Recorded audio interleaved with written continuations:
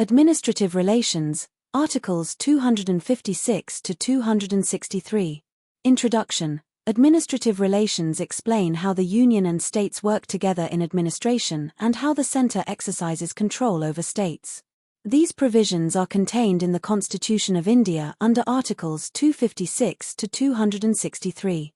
Thus, administrative relations reflect the principle of federal in form but unitary in spirit. Since India follows a quasi-federal system, the Constitution provides a detailed framework to prevent administrative deadlocks. General rule: India follows a federal system. The Constitution establishes a strong centre to ensure uniform administration, national unity, and effective governance. Under these provisions, states generally administer and implement both state and central laws, passed by Parliament, within their territory. But the Union has the power to guide, supervise, and control state administration when necessary. Centre's control over states. To ensure uniformity and national interest, the Union has certain powers over states. The Union can issue directions to state governments. The centre ensures that state laws are properly implemented. All India services, IAS, IPS, IFS, are controlled by the centre. The governor of a state is appointed by the president. During president's rule, the centre can take over the state administration, suspend the state legislature. These powers ensure national unity and discipline. Even central laws are usually executed by state machinery. Interstate coordination. The Interstate Council is established to resolve disputes between states, discuss matters of common interest, promote cooperation between states and the Union. It acts as a coordinating body, not a court. Administrative Relations, Articles 256 to 263. Distribution of executive powers. The executive power of the Union and the states generally follows their legislative power. Union government has executive power over matters in the Union list. State governments have executive power over matters in the state list. Concurrent list. Union and states both can make laws on subjects in the concurrent list. Normally, the executive power is exercised by the states. However, the Union can exercise executive power if the Constitution expressly provides for it, or a law made by Parliament specifically authorizes the Union to do so.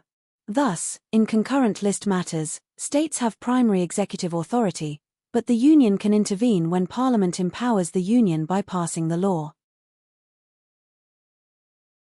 Obligations of the states and the Union, Articles 256 and 257. To ensure proper implementation of central laws, the Constitution places restrictions on state executive power.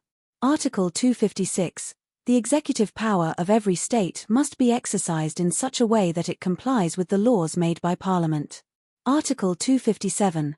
The executive power of a state must not obstruct or interfere with the executive power of the Union. If a state fails to follow the directions of the Union, the President may hold that the state government cannot be carried on according to the Constitution, Article 365. This may lead to the imposition of President's rule. Mutual delegation of functions, Articles 258 and 258A. Articles 258 and 258A provide for mutual delegation of functions between the Union and the states to ensure smooth administration and cooperative federalism. To ensure smooth and efficient administration, the Constitution allows the Union and the states to delegate functions to each other. Union to state, Article 258. The President, with the consent of the state government, may entrust Union functions to the state. Parliament may also authorize state authorities to enforce central laws. Consent of the state is not required in this case. State to Union, Article 258A. The Governor, with the consent of the Union government, may entrust state functions to the Union. This system promotes administrative cooperation. The unilateral power of Parliament, Art. 258, 2, Article 258, 1, works on the basis of mutual consent between the Union and the state. However, Article 258, 2, is a powerful tool for the Union. Article 258, 2, gives a special and strong power to the Union. It allows Parliament to use a law, related to Union list matters, to confer powers or impose duties upon a state or its officers, even without the consent of the state. Why does this exist? It ensures that national policies, like census collection, passport verification, or election duties, can be implemented uniformly using the vast network of state-level civil servants. Cooperation between the Union and the states. The Constitution provides several methods to promote cooperative federalism. Full faith and credit, Article 261, public acts, records, and judicial decisions of the Union and the states must be recognized and respected throughout India. Civil judgments, Article 261, 3, specifically states that final judgments or orders delivered by civil courts in any part of India are executable anywhere within the country. Note: this applies only to civil actions. Criminal laws are enforced by the state where the crime was committed. This article prevents legal chaos. Imagine if a marriage certificate from Kerala wasn't recognized in Punjab, or a court decree from Karnataka couldn't be enforced in Delhi. Interstate water disputes, Article 262. Water is a sensitive subject in India. Because rivers don't respect state borders, Article 262 gives Parliament a special power. Parliament may make laws to decide disputes related to interstate rivers and river valleys.